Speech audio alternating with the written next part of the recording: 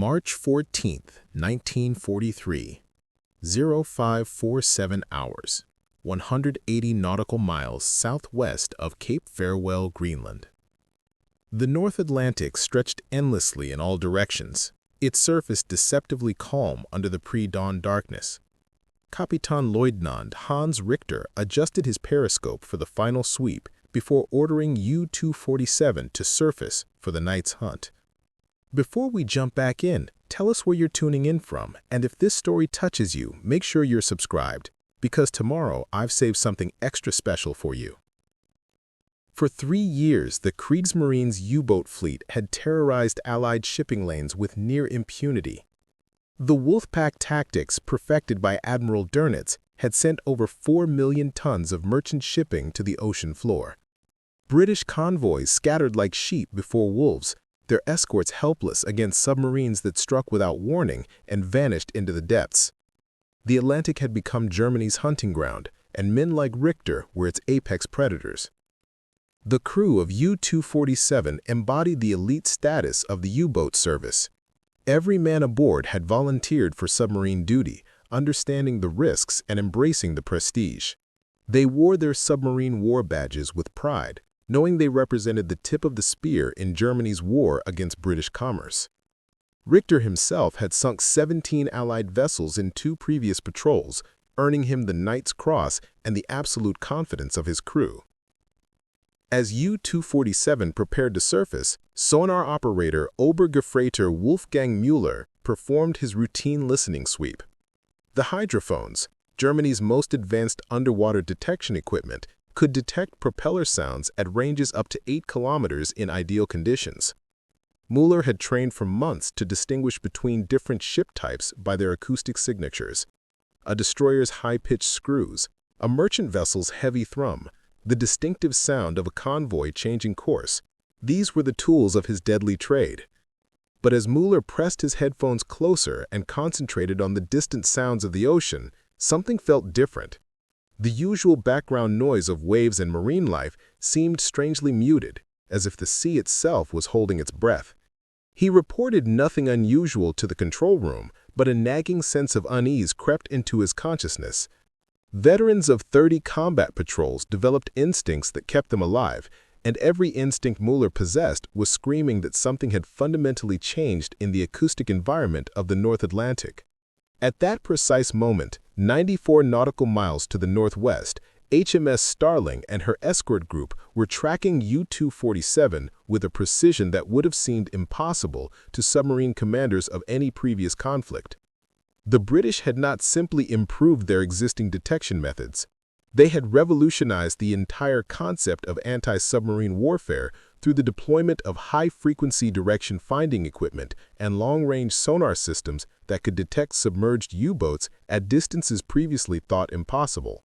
Captain Frederick Walker, commanding the 2nd Escort Group, observed through his binoculars as his ships maintained perfect formation in the darkness. Each vessel in his group carried ASDIC equipment that had been refined through 3 years of relentless technological advancement.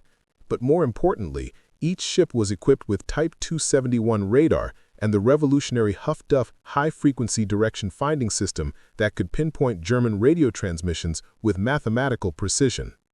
What the German submarine crews were about to discover was not simply an improvement in Allied detection capabilities, but a complete transformation of underwater warfare.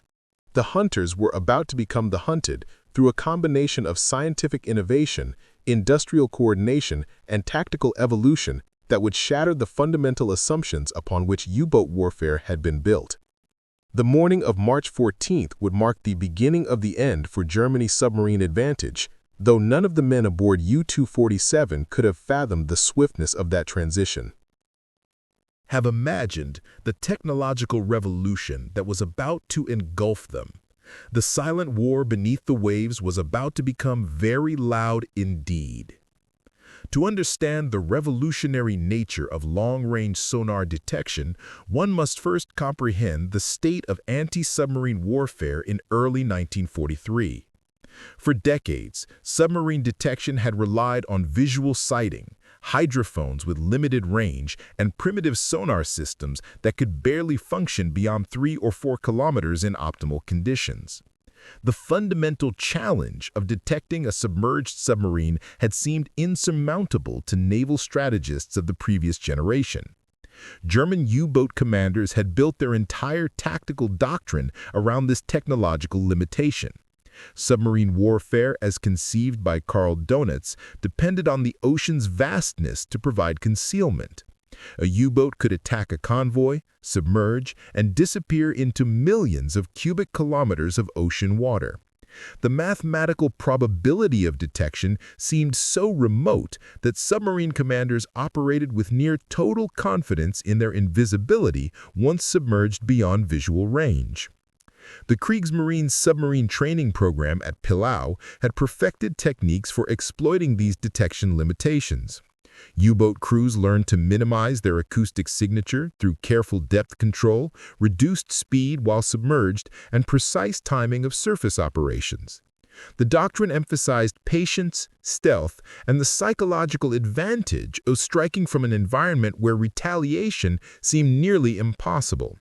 German submarine construction reflected this confidence in concealment. The type VIIC U-boat, backbone of the Atlantic campaign, had been designed for maximum underwater endurance rather than speed or defensive capability. These boats could remain submerged for up to 8 hours, diving to depths of 200 meters where they believed themselves safe from surface detection. The entire German submarine strategy rested on the assumption that once submerged, a U-boat became effectively invisible to enemy forces. British anti-submarine efforts in the early years of the war had confirmed these German assumptions. Royal Navy escorts armed with primitive ASDIC equipment struggled to locate submerged U-boats, even when they knew submarines were operating in their immediate vicinity. Depth charge attacks were largely matters of guesswork, with success rates so low that U-boat commanders barely considered escort vessels a serious threat. The convoy system, while providing some protection through concentrated defensive firepower, could not address the fundamental problem of submarine detection. Escorts could only react to attacks that had already begun, and even then, their ability to locate and destroy the attacking submarine remained severely limited. The famous battles around convoys SC-7 and HX-79 in October 1940 had demonstrated the devastating effectiveness of coordinated U-boat attacks against escorts equipped with existing detection technology. Admiral Donitz's Wolfpack tactics had evolved to exploit these detection limitations systematically.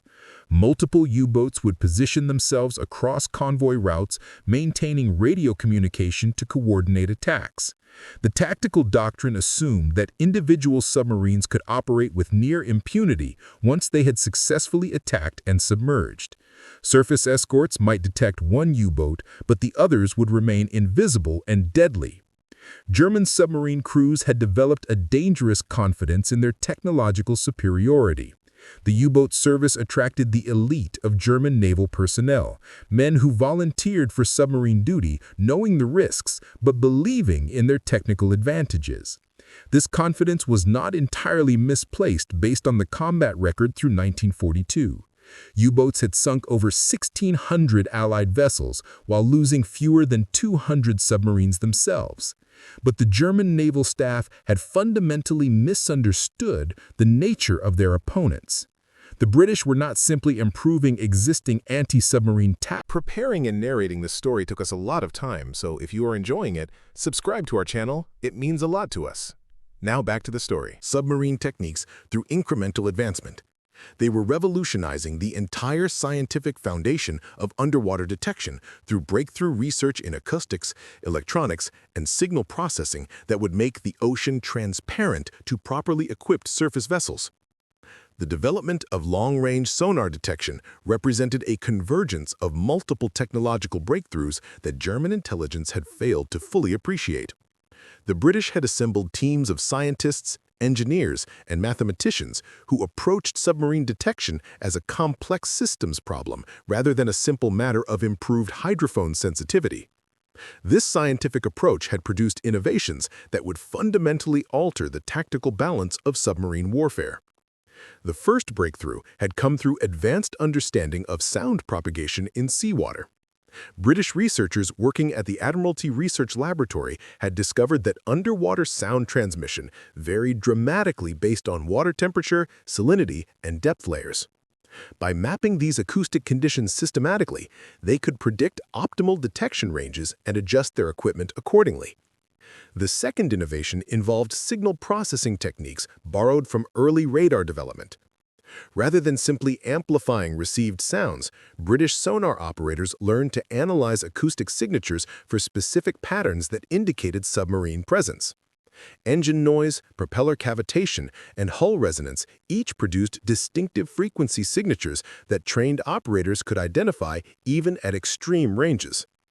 The third element was the development of directional hydrophone rays that could determine not just the presence of a submarine, but its precise bearing and estimated range. Multiple hydrophones arranged in carefully calculated geometric patterns could triangulate acoustic sources with unprecedented accuracy. This represented a revolutionary advance over the simple omnidirectional listening devices that had characterized early anti-submarine efforts. The fourth and most crucial breakthrough was the integration of multiple detection systems into coordinated networks.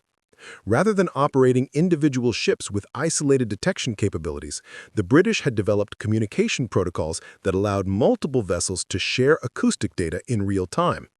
This network effect multiplied detection ranges and eliminated the dead zones that submarines had exploited for concealment. By March 1943, these technological advances had been refined through combat experience and integrated into production vessels throughout the Royal Navy.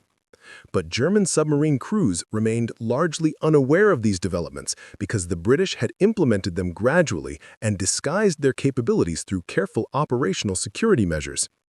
The transformation of anti-submarine warfare had not been merely technological. The British had fundamentally reconceptualized the tactical employment of escort forces through scientific analysis of submarine behavior patterns. Rather than reactive convoy protection, they had developed proactive hunting techniques based on mathematical models of submarine patrol patterns and attack methodologies. Operations research teams working for the Admiralty had analyzed thousands of submarine contacts, mapping German tactical preferences, timing patterns, and operational limitations. This analysis revealed that U-boat commanders followed predictable patterns based on their training, fuel limitations, and communication requirements. Armed with this knowledge, British escort commanders could position their forces to maximize detection opportunities while minimizing the tactical advantages that submarines had previously enjoyed. The integration of intelligence from multiple sources had created an unprecedented picture of German submarine operations. High-frequency direction-finding stations positioned throughout the Atlantic could intercept and triangulate German radio transmissions, providing approximate locations for submarine patrol areas. Cryptographic breakthroughs had provided insights into German operational planning and tactical intentions. When combined with the new long-range detection capabilities, this intelligence advantage created a situation where German submarines were operating in an environment that had become fundamentally more dangerous than they realized. The ocean that had seemed vast enough to provide concealment had been made transparent through technological innovation and systematic intelligence gathering. The British had also addressed the traditional weakness of anti-submarine operations through improved weapons systems. New depth charge patterns based on acoustic analysis could create lethal zones around detected submarines, while forward-throwing weapons like Hedgehog allowed escorts to attack without losing sonar contact during the attack run. These tactical improvements complemented the detection advances to create a comprehensive anti-submarine system. Training programs for British sonar operators had been revolutionized through the application of systematic educational techniques borrowed from industrial training methods. Rather than relying on individual experience and intuition, operators learned standardized procedures for acoustic analysis, target classification, and attack coordination.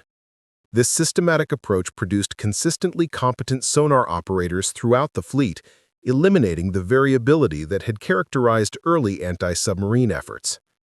The scale of British anti-submarine production had also reached levels that German planners had not anticipated. Shipyards throughout Britain and North America were producing escort vessels equipped with the latest detection technology at rates that exceeded German submarine construction. By 1943, the numerical balance was shifting decisively in favor of surface forces equipped with revolutionary detection capabilities. Most importantly, the British had recognized that anti-submarine warfare was fundamentally a matter of information superiority rather than simple firepower. The side that could most effectively gather, process, and act upon acoustic and electronic intelligence would dominate underwater combat regardless of the technical specifications of individual weapons systems. This insight had driven the comprehensive approach to detection system development that was about to surprise German submarine crews throughout the Atlantic. The morning of March 14, 1943, represented the culmination of 3 years of intensive scientific research, industrial production, and tactical development that had transformed anti-submarine warfare from an art practiced by individual ship commanders into a science executed by integrated systems. German U-boat crews who had operated with confidence in their technological advantages were about to discover that the fundamental assumptions underlying submarine warfare had been systematically invalidated by their opponents. Kapitänleutnant Richter ordered U-247 to periscope depth as the first traces of dawn began to illuminate the eastern horizon. The routine had become second nature after months of successful patrols. Surface under cover of darkness, charge batteries, transmit position reports to headquarters, then submerge before daylight to avoid aerial detection. The crew moved through their assigned tasks with the precision of men who had survived dozens of combat patrols through superior discipline and tactical expertise. Oberstleutnant Müller maintained his acoustic watch as the submarine prepared to surface, listening for the telltale sounds of approaching vessels. His trained ear could distinguish between the various acoustic signatures that populated the North Atlantic shipping lanes: the steady rhythm of merchant vessels, the higher-pitched whine of destroyer screws, even the distinctive sound patterns that indicated convoy formation changes. These skills had kept U-247 alive through numerous encounters with Allied forces. But as Müller concentrated on the acoustic environment surrounding their position, he began to detect something that defied his previous experience. The background noise of the ocean seemed to carry a subtle harmonic pattern that he had never encountered before. It was not the sound of ships or marine life, but rather a rhythmic pulse that seemed to emanate from multiple directions simultaneously. His years of training had not prepared him to interpret this strange acoustic phenomenon. The surface operation proceeded normally despite Müller's growing unease. U-247 breached the surface in calm seas, her diesel engines roaring to life as the crew began the critical process of battery charging and fresh air circulation. Radio operator Funkmott Ernst Hoffmann established communication with headquarters, transmitting the routine position report that would allow U-boat command to coordinate Wolfpack operations throughout the patrol area. What none of the crew realized was that Hoffmann's radio transmission had been intercepted by high-frequency direction finding stations positioned throughout the North Atlantic.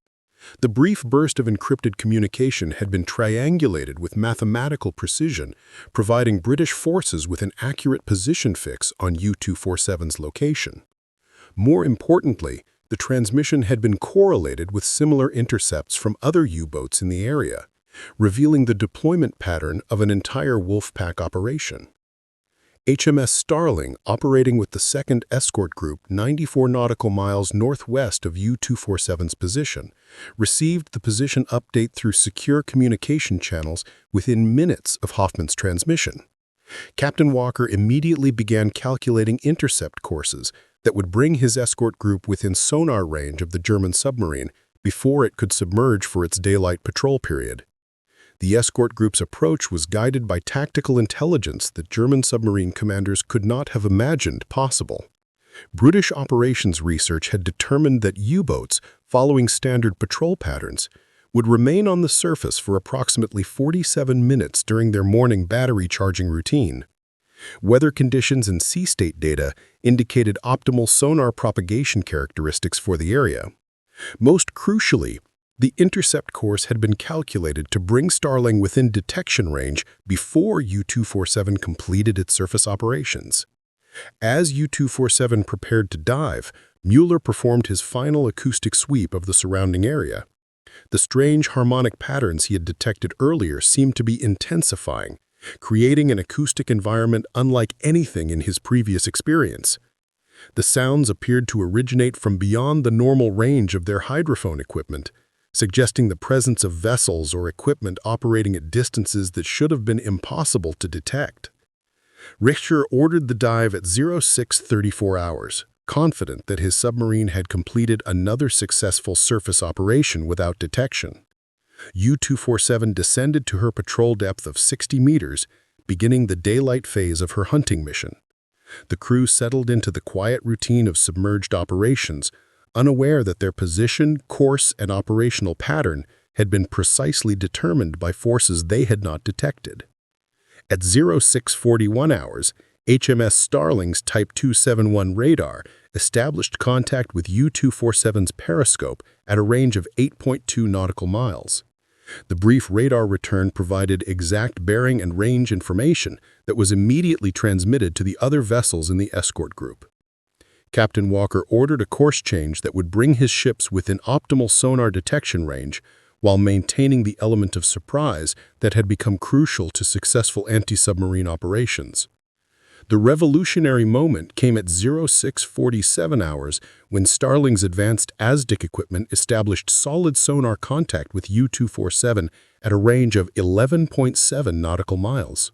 The contact was immediately classified as a probable submarine based on acoustic signature analysis and movement patterns that matched German U-boat operational profiles. For the first time in naval history, a submerged submarine had been detected and classified at a range that exceeded the theoretical limitations of existing sonar technology. Mueller, monitoring the acoustic environment from U-247's sonar station, suddenly detected the unmistakable sound of multiple high-speed screws approaching from the northwest.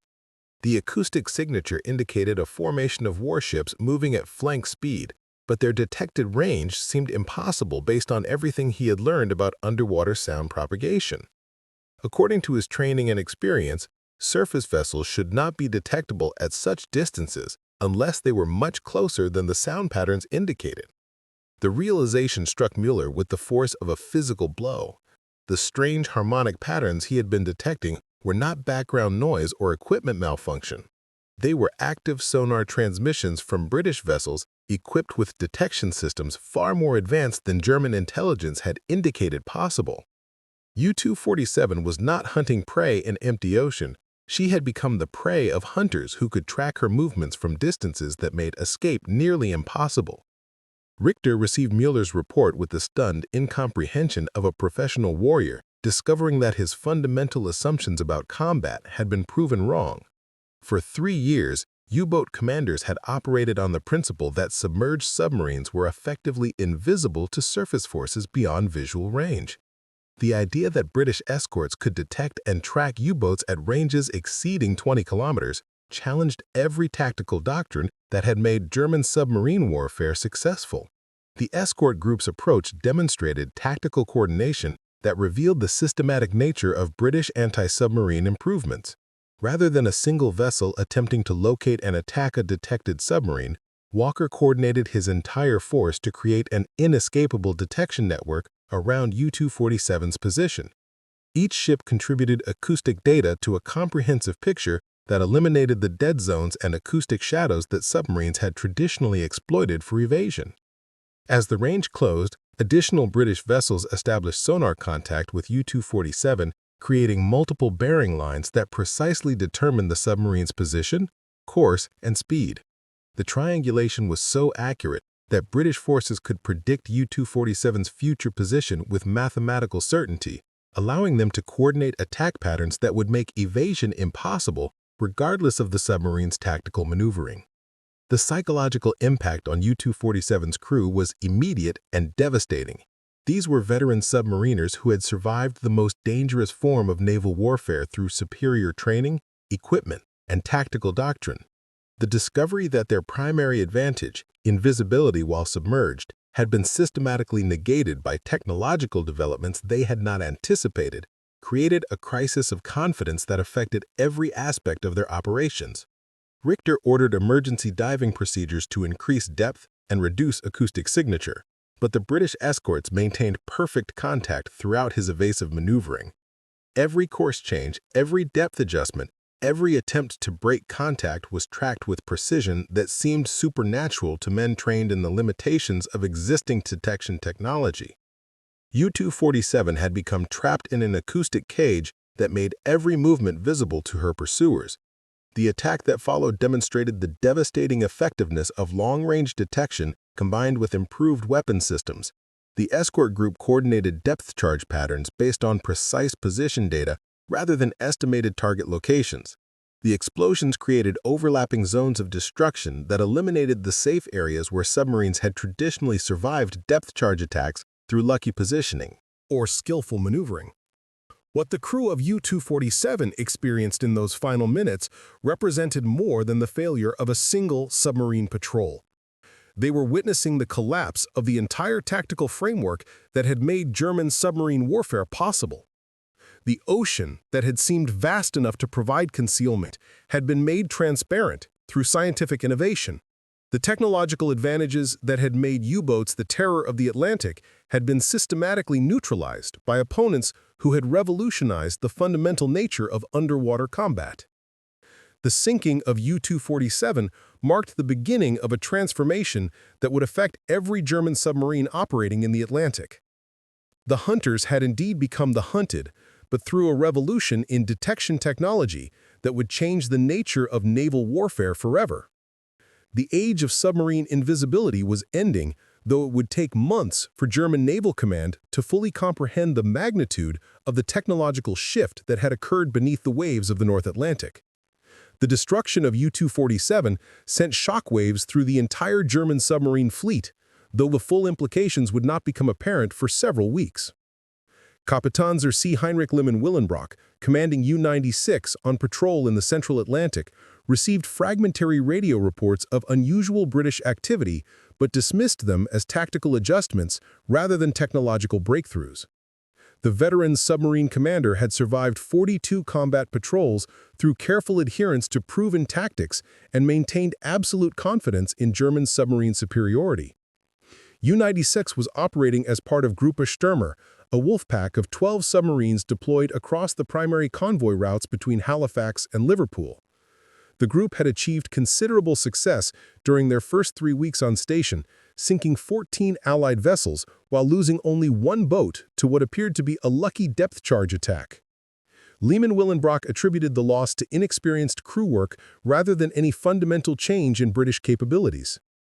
The first indication that something had fundamentally changed came during the night of March 18th when U-523, operating 60 kilometers southeast of U-96's position, transmitted an emergency signal reporting that she was under attack by British escorts that had appeared without warning. Oberboatsman Carl Fischer, monitoring communications aboard U-96, noted the unusual brevity of the transmission and the fact that no follow-up messages were received despite established communication protocols. What Fischer and his crewmates could not have known was that U-523 had been tracked by HMS Hesperus and her escort group for over 4 hours using the same long-range sonar techniques that had proved so devastating against U-247. The British had refined their tactics based on lessons learned from earlier encounters, developing coordination procedures that allowed multiple escort groups to share detection data across vast areas of ocean.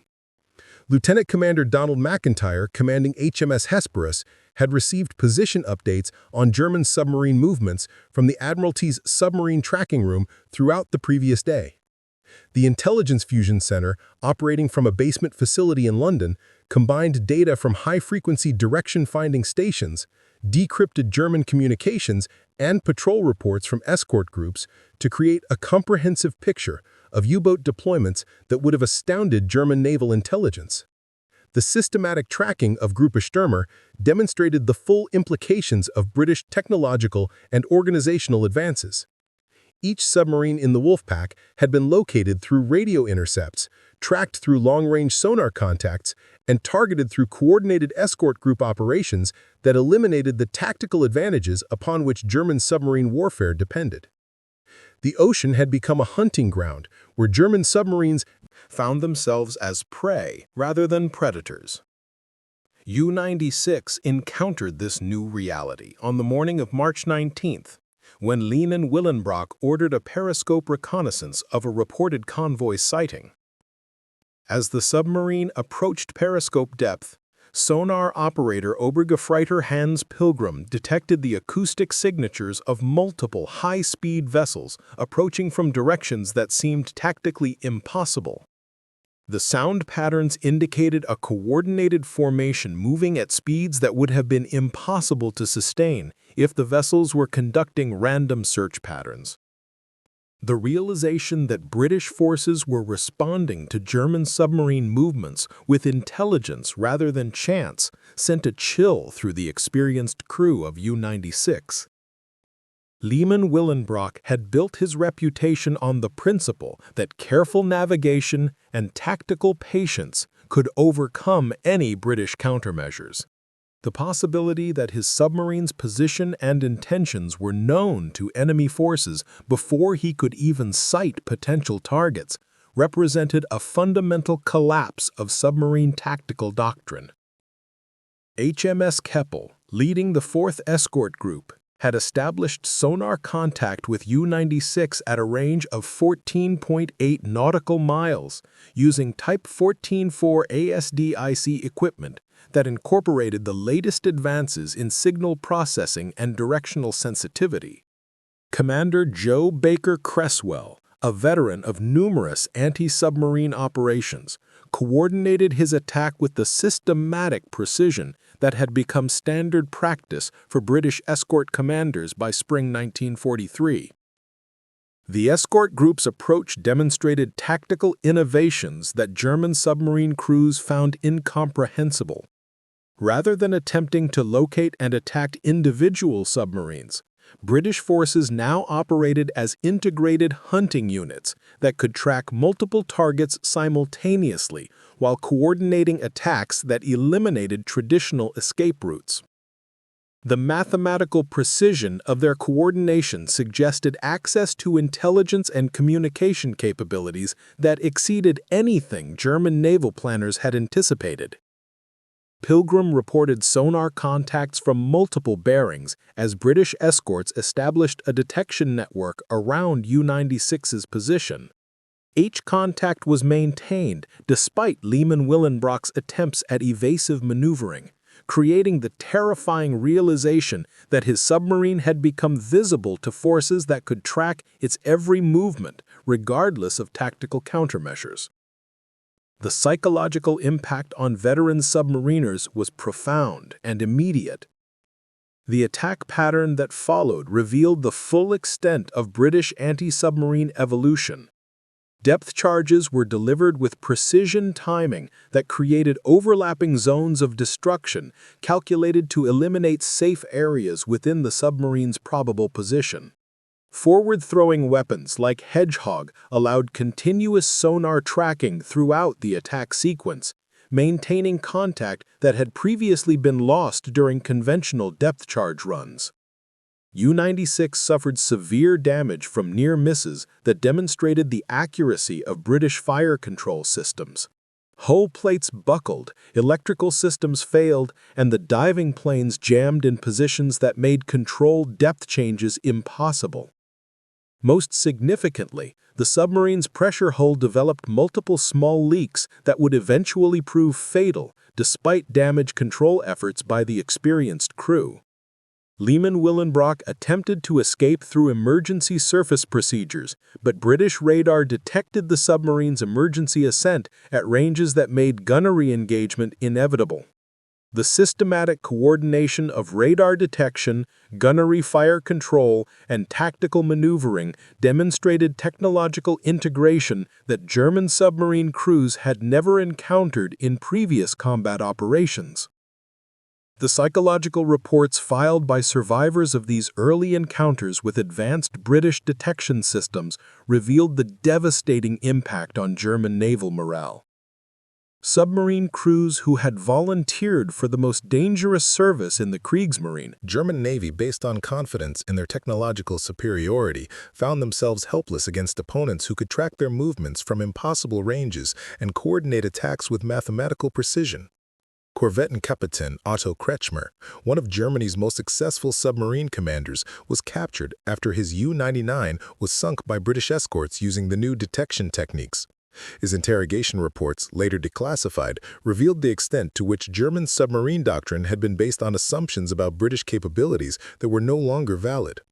The ocean that had seemed vast enough to provide concealment had been made transparent through technological innovation.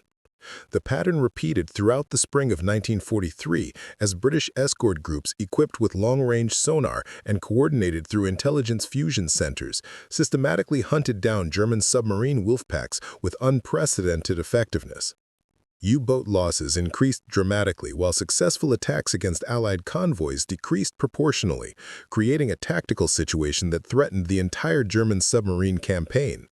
Admiral Dönitz, commanding the German submarine fleet from his headquarters in Berlin, initially attributed the increased losses to improved British tactics rather than revolutionary technological advances. The German naval staff had built their strategic planning on the assumption that British anti-submarine capabilities would improve incrementally, allowing German countermeasures to maintain technological parity through conventional research and development programs. The reality was that British advances represented a qualitative leap rather than incremental improvement. The combination of long-range detection, intelligence fusion, and coordinated tactical employment had created anti-submarine capabilities that exceeded German countermeasures by orders of magnitude rather than small margins. The mathematical models that German planners used to calculate acceptable loss rates had been invalidated by technological developments they had not anticipated. German attempts to counter the new British capabilities revealed the systematic disadvantages that German naval technology faced by 1943. Submarine detection equipment remained limited to short-range hydrophones that could not compete with British sonar systems. Communication security had been compromised through cryptographic breakthroughs that German intelligence had not recognized. Most critically, the industrial capacity required to match British anti-submarine production had been diverted to other military priorities. The technological gap extended beyond detection systems to include weapons, fire control, radar, and tactical coordination capabilities that German forces could not replicate with existing resources. British escort vessels carried integrated systems that combined multiple detection methods with weapons delivery platforms optimized for anti-submarine operations. German submarines retained the same basic capabilities that had proved successful in earlier phases of the war, but these were no longer adequate against evolved opposition. Training programs for German submarine crews had not adapted to address the new tactical environment that British technological advances had created. Submarine schools continue to emphasize stealth and patience as primary tactical virtues, but these qualities provided little advantage against opponents who could detect submerged submarines from ranges that made traditional evasion tactics ineffective. The Battle of the Atlantic entered a new phase during the spring of 1943 as British anti-submarine forces achieved tactical dominance through technological superiority rather than numerical advantage. German submarine losses exceeded replacement rates for the first time since the beginning of the war, creating a strategic crisis that threatened Germany's ability to maintain pressure on Allied supply lines. U-boat patrol reports filed during this period document the psychological trauma experienced by German submarine crews who discovered that their primary tactical advantages had been systematically neutralized. Veteran commanders reported that crew morale collapsed when faced with British forces that seemed to possess supernatural knowledge of German submarine positions and movements. The sinking of U-175 on April 17, 1943, provided dramatic evidence of British technological superiority when the submarine was detected and attacked by escorts from a range of over 18 nautical miles. The engagement was recorded by both British and German sources, creating a detailed record of how long-range sonar detection had transformed anti-submarine warfare from a matter of chance encounters to systematic hunting operations. Kapitänleutnant Heinrich Bruns, commanding U-175, filed his final radio transmission, reporting that his submarine was under attack by forces that had appeared without warning, despite careful acoustic monitoring. The transmission was intercepted by multiple British direction-finding stations, providing triangulation data that confirmed the effectiveness of integrated intelligence systems that German naval planners had not anticipated. The coordinated nature of British anti-submarine operations became apparent as multiple escort groups converged on German submarine positions with precision that suggested central coordination rather than independent patrol activities.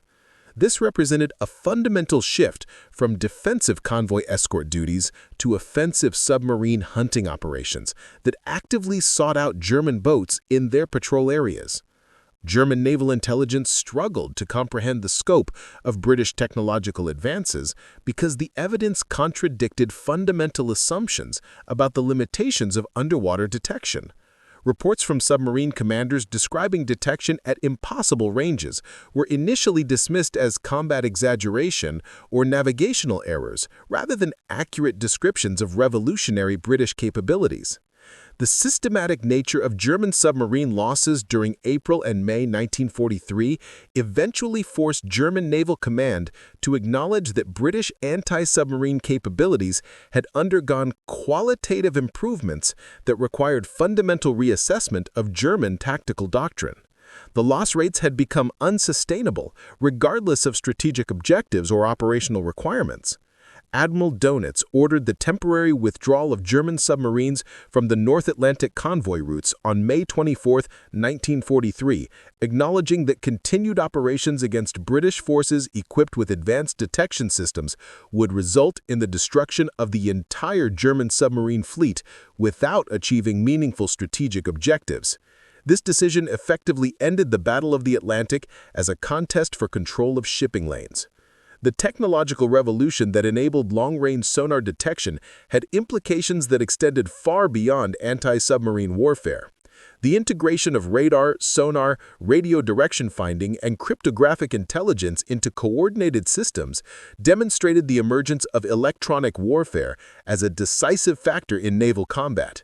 Traditional naval tactics based on visual contact and conventional gunnery had been superseded by operations conducted at ranges and with precision that would have been impossible without electronic systems. British success in anti-submarine warfare provided a template for the application of scientific research and industrial coordination to military problems that influenced naval development throughout the remainder of the war. The same systematic approach that had revolutionized submarine detection was applied to air defense, amphibious warfare, and strategic bombing operations with similar revolutionary results. The psychological impact of long-range sonar detection extended throughout the German naval establishment, as reports from surviving submarine crews revealed the extent to which British technological capabilities had exceeded German estimates. The realization that fundamental assumptions about the technicalities of underwater detection were no longer valid created a definitive break in the cycle of adaptive responses that characterized military development throughout the war. Assumptions about naval warfare had been invalidated, created a crisis of confidence that affected all aspects of German naval operations. German attempts to develop countermeasures for British detection systems revealed the systematic technological disadvantages that German military industry faced by 1943. The resources required to match British electronic warfare capabilities had been committed to other programs, while the scientific personnel needed for advanced research had been diverted to rocket and jet aircraft development projects.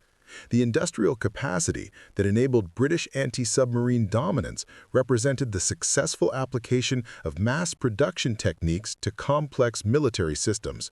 Escort vessels carrying advanced detection equipment were produced in quantities that exceeded German submarine construction rates, creating a numerical imbalance that complemented the technological advantages that British forces had achieved through systematic research and development.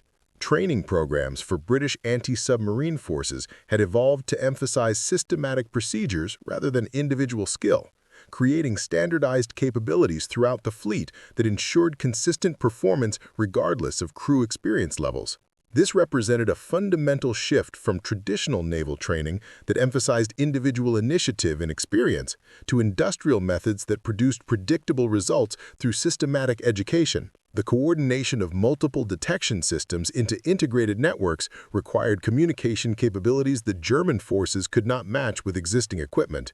British ships operated as elements of coordinated systems rather than independent units, multiplying their individual capabilities through information sharing that created detection ranges and tactical coordination impossible for individual vessels. The scientific approach to anti-submarine warfare had transformed naval combat from an art practiced by experienced commanders to a systematic process executed through technological integration. The same principles that enabled British success against German submarines would influence military development throughout the electronic age, establishing templates for the integration of detection, communication, and weapons systems that remain relevant to contemporary naval operations. German submarine crews who survived encounters with long-range sonar detection provided testimony that revealed the psychological impact of technological surprise on military personnel trained to believe in their equipment's superiority. The realization that fundamental tactical assumptions had been invalidated created trauma that affected veteran submariners even after their return to safe harbors. The transformation of anti-submarine warfare during 1943 marked the emergence of electronic systems as decisive factors in naval combat, ending an era when courage and seamanship could compensate for technological disadvantages. The hunters had become the hunted not through superior individual skill, but through systematic application of scientific research to military problems that German forces had not anticipated and could not counter with existing resources. The legacy of long-range sonar detection extended far beyond the Battle of the Atlantic to influence naval development throughout the electronic age. Every modern naval vessel, every integrated combat system, every coordinated military operation owes something to the revolution that British anti-submarine forces achieved through the systematic application of scientific research to underwater detection problems. German submarine crews who experienced the transition from hunters to prey witnessed the birth of electronic warfare as a decisive factor in military operations. The ocean that had seemed vast enough to provide concealment became transparent through technological innovation, demonstrating that in the age of electronic warfare, information superiority would prove more decisive than traditional martial virtues. Rolled beneath the waves of the North Atlantic in 1943 announced the arrival of a new era in naval combat, where technological integration would determine victory regardless of individual courage or tactical skill. The German submarines that had terrorized Allied shipping found themselves helpless against opponents who could see through the ocean itself, victims of a revolution in detection technology that transformed the nature of underwater warfare forever. Up next, you've got two more standout stories right on your screen. If this one hit the mark, you won't want to pass these up. Just click and check it out.